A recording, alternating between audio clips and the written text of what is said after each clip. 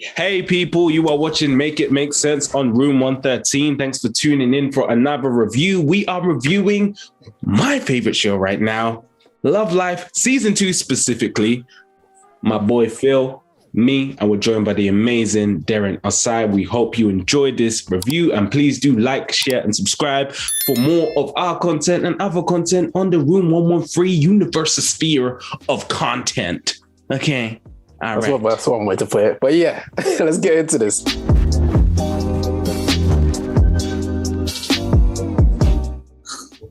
Guys, we are about to speak about my favorite show right now. And that is saying a lot because I love TV. I watch so much TV. And it's your favorite show based on one season. Based on one season, like, I love the first season, don't get me wrong, but this season is like my favorite season, one of my favorite seasons of TV to ever TV. Okay, we're talking about Love Life Season 2. William Jackson Harper, can I just say thank you for showing me what I want to be as an actor?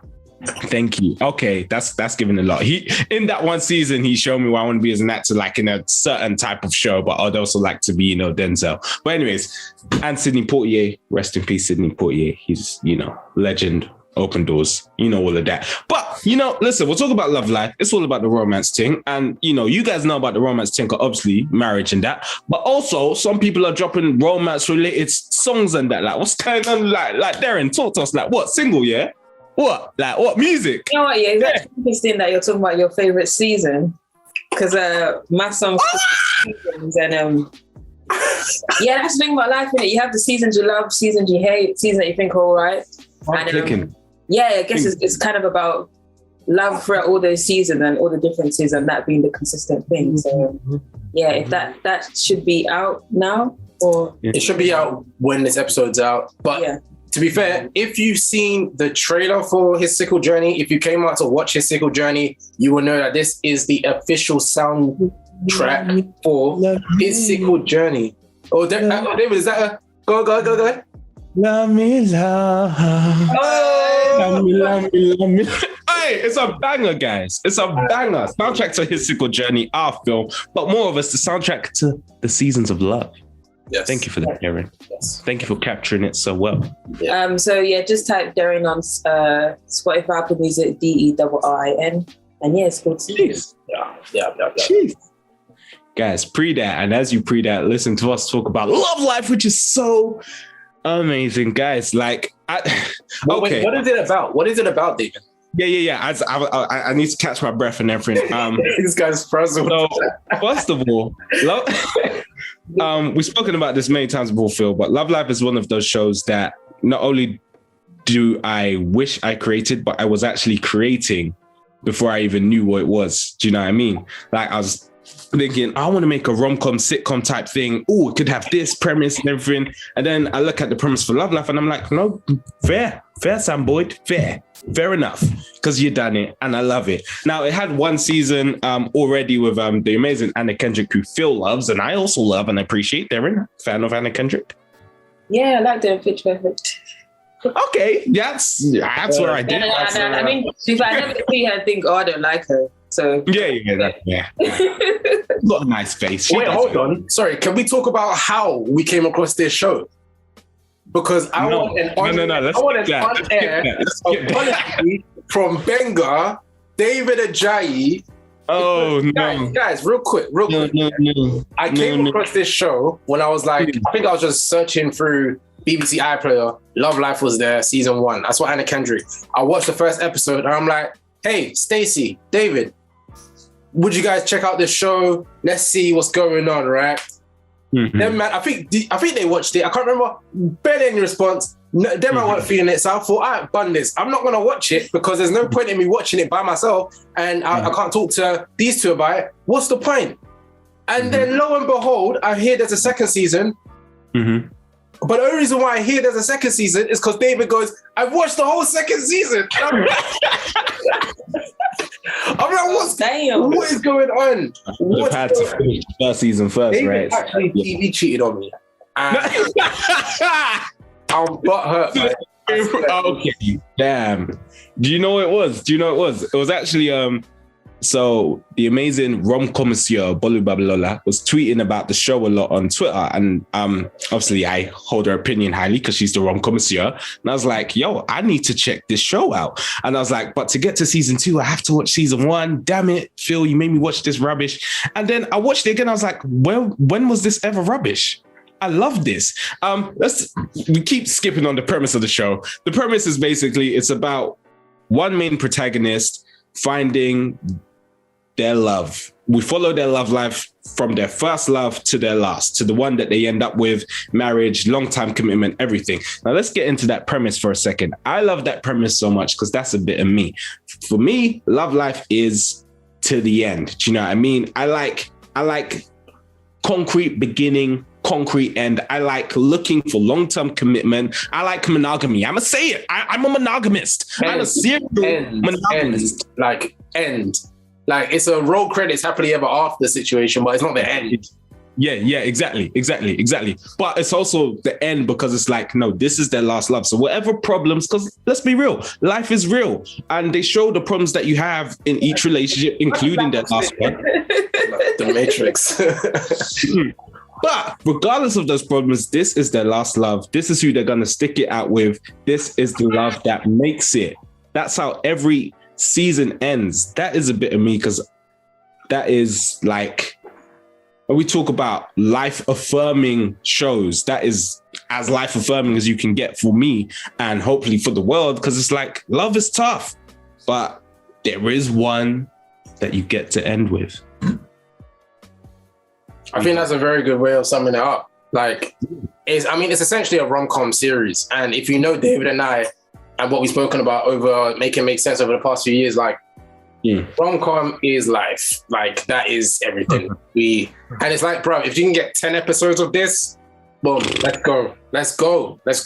But yeah, let's talk about this series. Let's do a review. So the story series, basically, we follow William Jackson Harper playing the role of Marcus Watkins, and it's basically about his first love to his last love in the form of the wonderful Mia Haynes. Now, people, thoughts on the season? Let's just go there. Thoughts on the season, guys. So my initial thing of like the second season was David going, it's so amazing. That was my entry to the second season because I jumped off because I thought these men weren't on it. But as I was watching the season, I was like, David was not lying.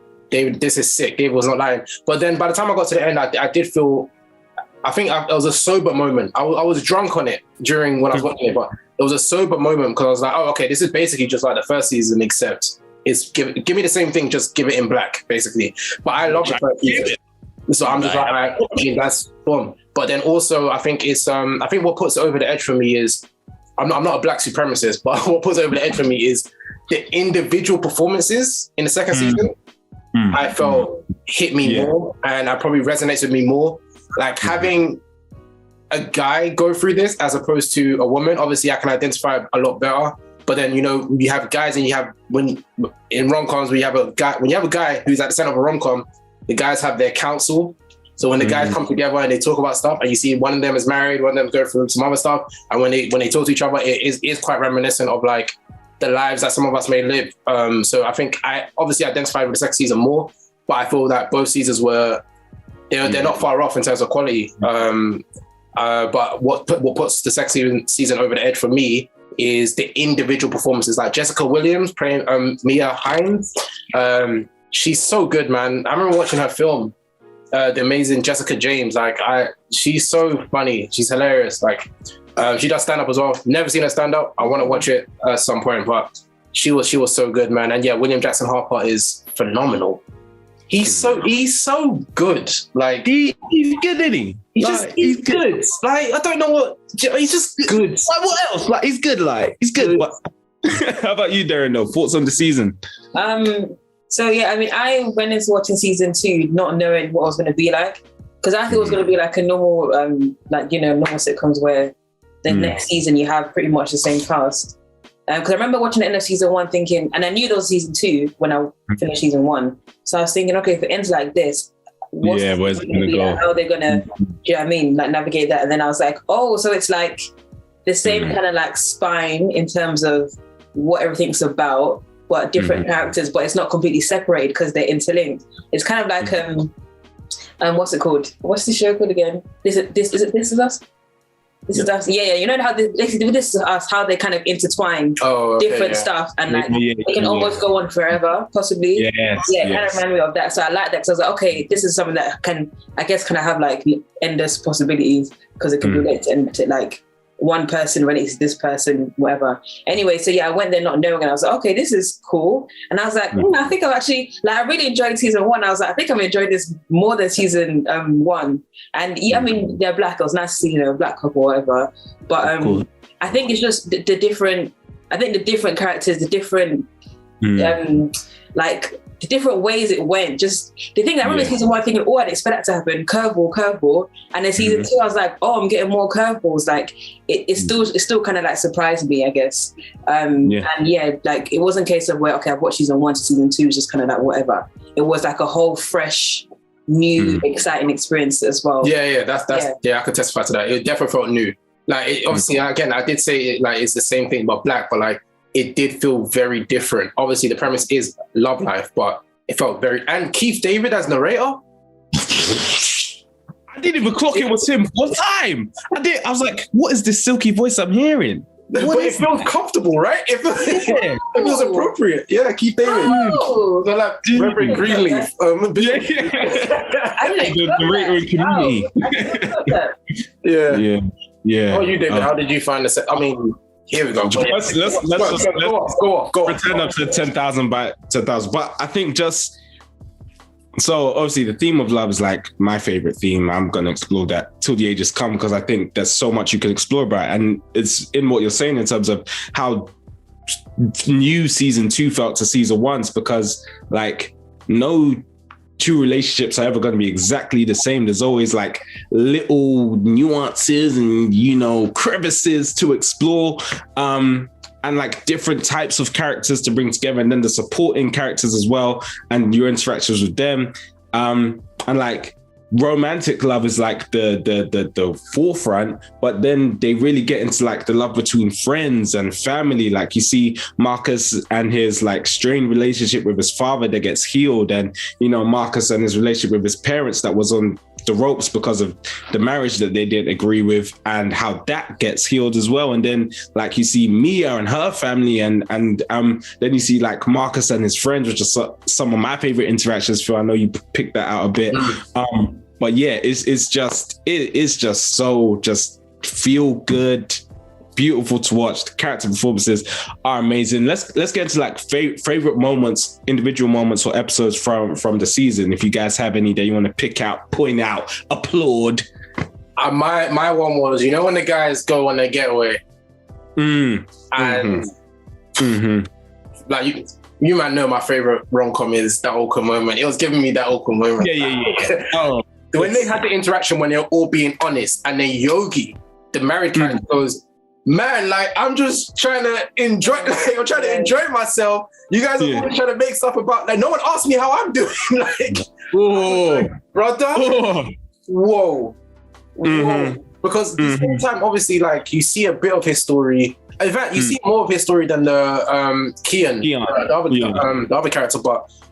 No one ever checks in on him like to see how he's doing. I think this is this idea that if you get married, right, or if you're married, you have kids. Obviously, you have the tropes of like, oh, my kids are driving me crazy, or my wife ain't having sex, or all that stuff, right? You have those tropes, but I think in friendships, because people tend to like not ask them how. This is not a microaggression, by the way, David. People don't.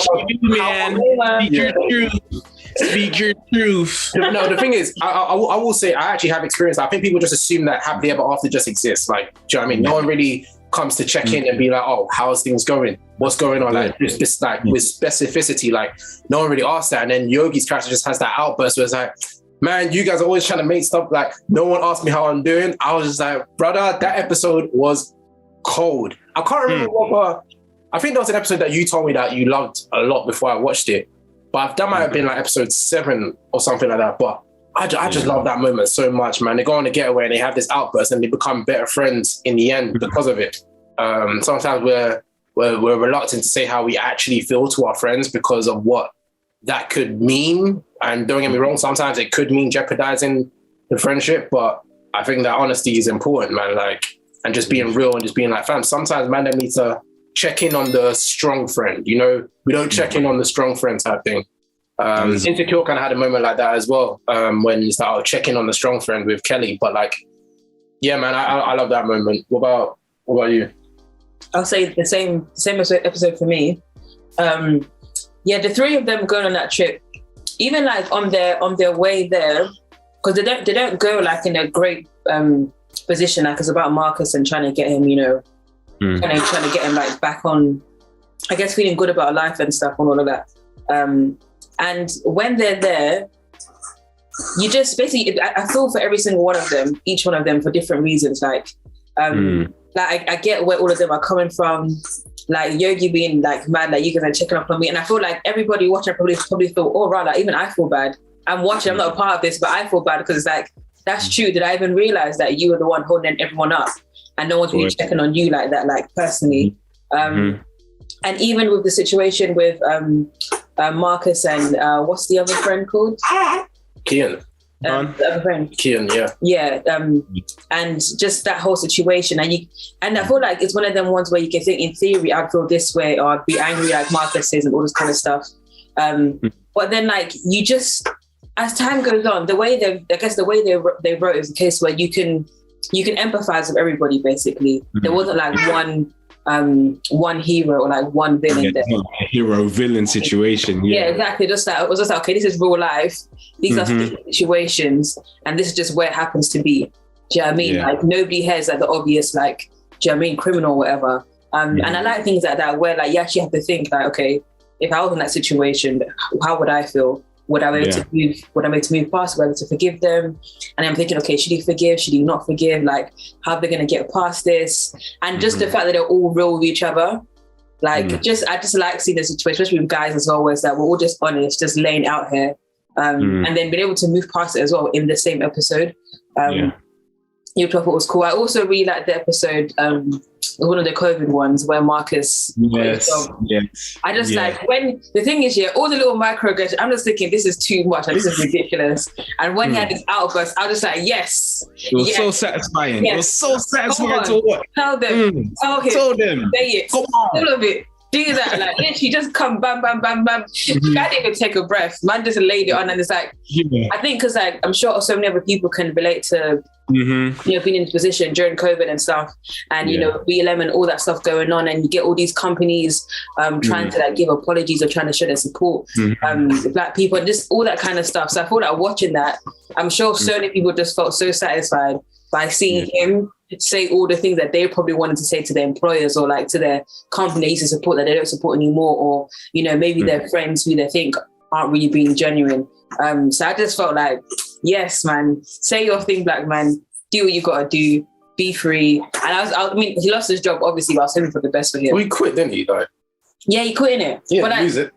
Okay, when I said I lost his job, I mean like he quit. He didn't have a job anymore. Like he didn't have something lined up after, basically. Yeah. But and it's almost where I was like, was it worth it? Like at the time, I'm thinking that, but I was just happy for that moment. So those two, I think, it kind of juxtaposes Harlem's moment where the character, instead of speaking out, was basically encouraged to be like, sometimes you just gotta hold it and just the Get Out musical. No.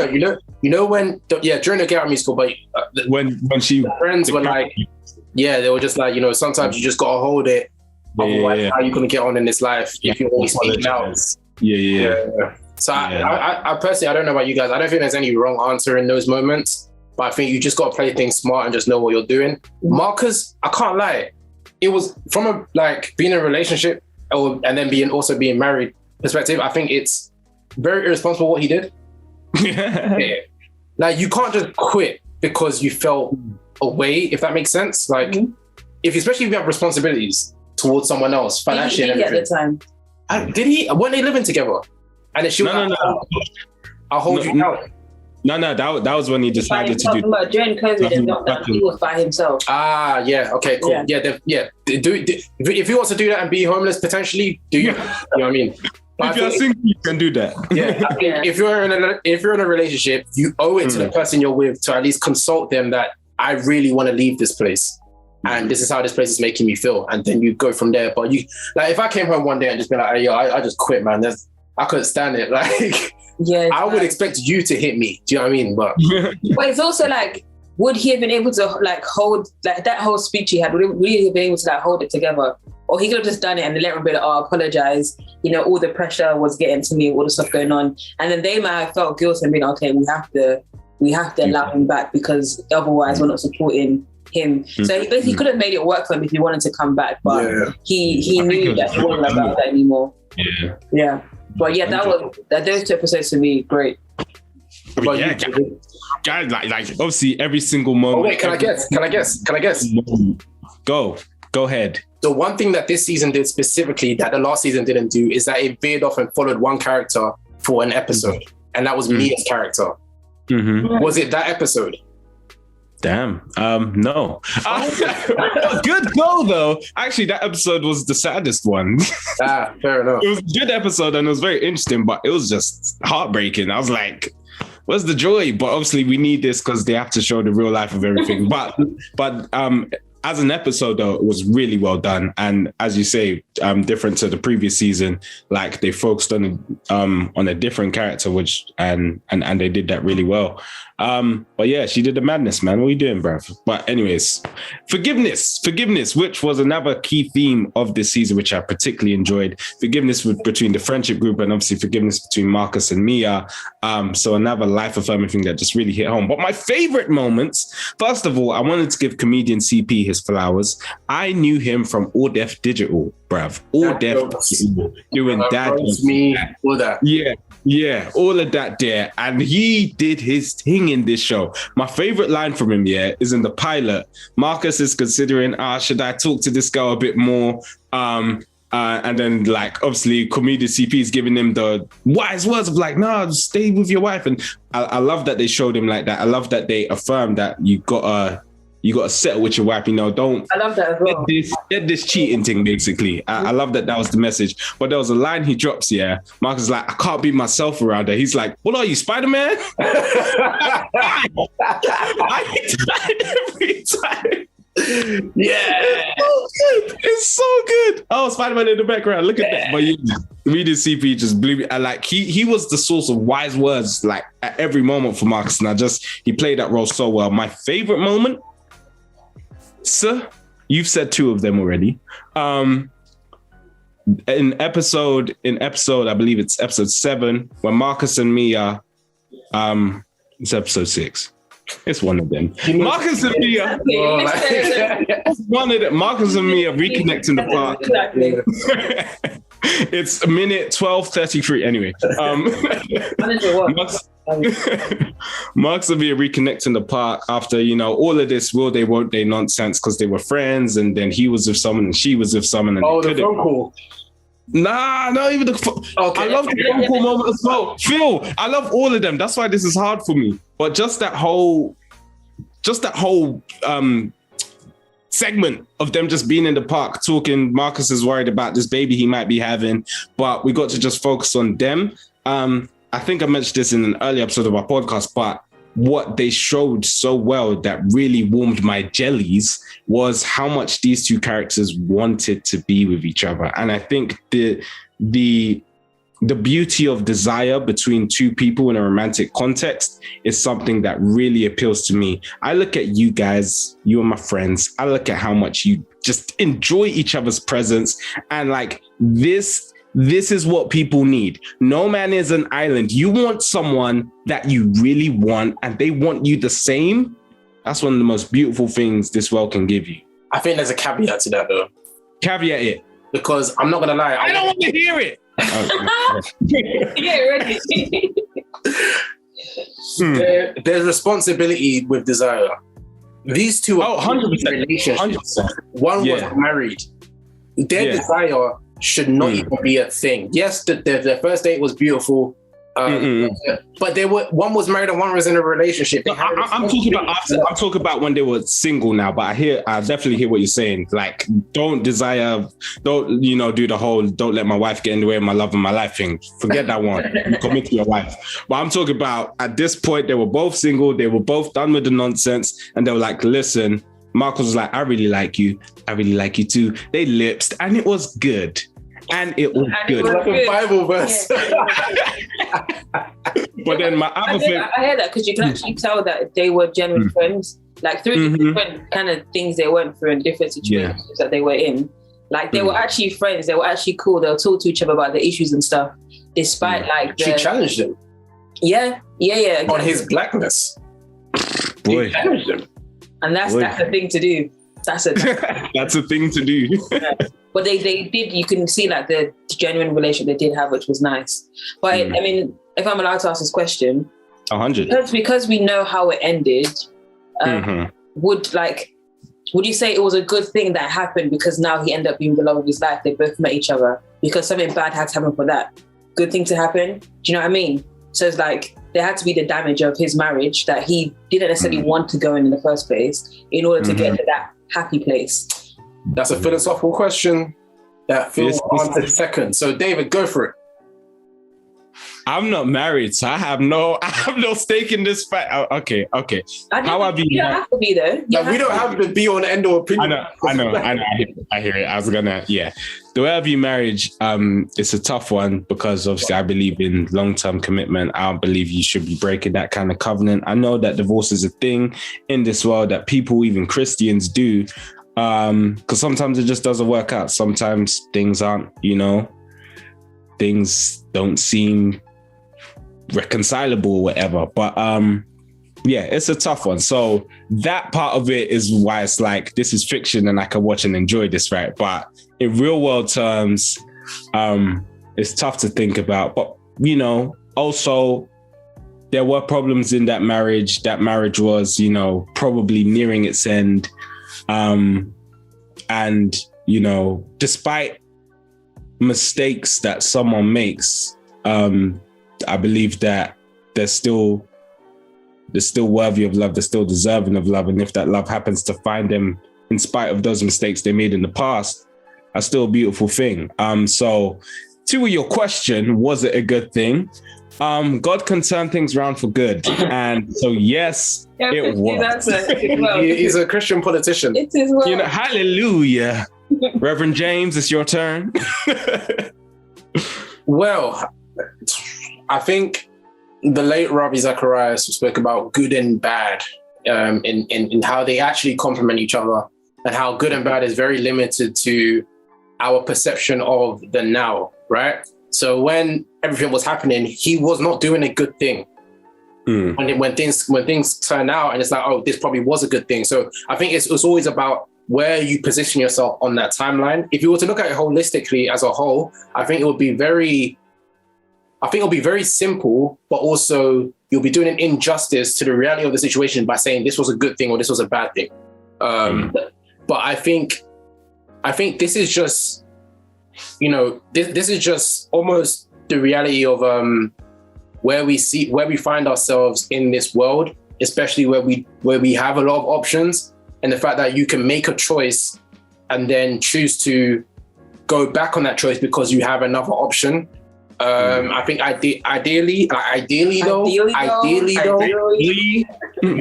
you would stick with the option you chose, but knowing that you have the opportunity to choose something else that may be better for you, I don't necessarily think is a bad thing per se. I think that sometimes we can make this, like if Marcus from episode 1 looked at himself, how long were they married for? Like 6 years or something like that, was it? It was like 4 years, yes. Marcus from episode 1 is clearly different from the Marcus who got married, right? He made the decision that he thought was best for him at that time.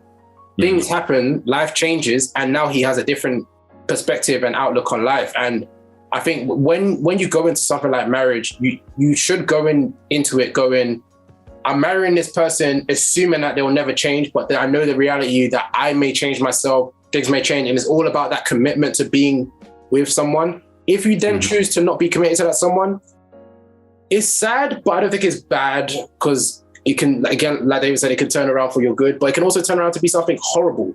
Let's be real. He could have got with Mia. Mia could have been like a person that beats her husband type thing. You know what I mean? These things can happen, and then you'll feel like, oh, see, you should have stuck with your wife. And do you know what I mean? So I think it's hard to say that something is good or bad in that sense, but I think it's just, if you make a decision, do your best to stick with it. Please, I beg, like, do the person that you're with the justice or the honor of trying to stick with it. If you can't stick with it for whatever reason, I just hope it's a good enough reason, and make peace with it. Whatever you do, make peace with the decision, because that can eat you up inside, and it can eat other people up. And especially if kids are involved, messes everything up. But what's your answer to your question? I mean, I don't know. I don't know if there's one perfect answer for that. But I think the key thing in that situation is that it's not that oh, okay, the marriage ended. Should he have continued with it and it not ended? But it's like the way it ended as well. Like so bad. Because he had his insecurities. Do you know what I mean? He knew how I was feeling about it. And the person he was at the time wasn't ready to face the reality of that and end it. He wasn't like courageous enough to do all of that. Mm-hmm. It was a thing that Phil said, was a completely different person. But while he was still married, while he was still in that commitment, because no one was forcing him, do you know what I mean, to actually be in that marriage. Like, there's him meeting me and all of that kind of stuff. He could have decided to end the marriage because he wanted to end the marriage, and then do whatever after that. But is that overlap? And it's like, fair enough. He didn't know he was going to meet her. They didn't know they were going to meet each other. It wasn't a planned thing. But it's just responsibility basically. You've made a decision to be committed. So if and let's say, for example, him meeting me, I was like, do you know what? Yeah, I really had my doubts about this marriage. I had my insecurities, and now it's kind of confirmed how I felt. If that's the case, then I'm not saying that he should end the marriage. If it was going to end it, do it. He got caught. I'm sure he would have ended it eventually, but he got caught sooner than he probably would have. But And he could have just chosen to end it for the reasons he already had before, instead of hurting her in that way. And that's the thing though, that there's damage caused, and yes, there could have been damage caused either way. People could have been hurt and upset, but it would have been very different if there wasn't that overlap of him sharing himself in that way with another woman while he was still married.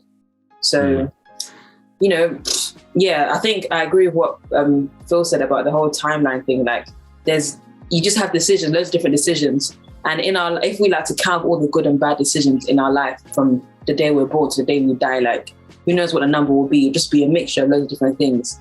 And we don't really count to be like, okay, it was 51% good and 49% bad, therefore it would go to larger and it was good. Do you know what I mean? It doesn't really work that way.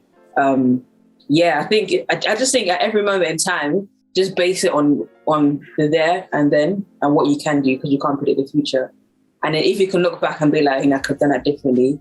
Hey, you can't change it, but just go forward knowing that you're confident in what you've decided to do. But I don't know if I can say it was good or bad. I guess it's good that it ended well. Let's just put it that way. It ended well for both of them. Yeah. But he didn't have to be dishonest for it to end well. Let's put it that way. Yeah. That wasn't the only possible way you could have ended well. Probably. I hear both of you. Thank you for sharing that. That was fantastic. But all in all, it's an amazing series. And, we're going to get away from that sour note and go to the happy note of Marcus and Mia being one of the most beautiful TV relationships I've ever come to witness. Thank you for sharing that with us, Sam Boyd. I'm going to leave you guys to ponder on that. That's my personal opinion. Phil and Devin, you guys don't have to agree or disagree. I was thinking. No, think about it. But anyways, I'm ending it there. So you guys can keep thinking and keep it to yourself. But anyways, because that's how they ended it. Episode 10, we just saw how happy they were together forever. And you guys watched that and witnessed the happiness of the love as well. But for now, I have been David. Myself, Phil. They're in Seasons. Oh, no. Stream Seasons. If you want to feel love, watch Love Life Season 2. Listen to Seasons and read your Bible. Fair. Just choose one night, do all three of that. Yeah, guys. Watch it, guys. Peace out.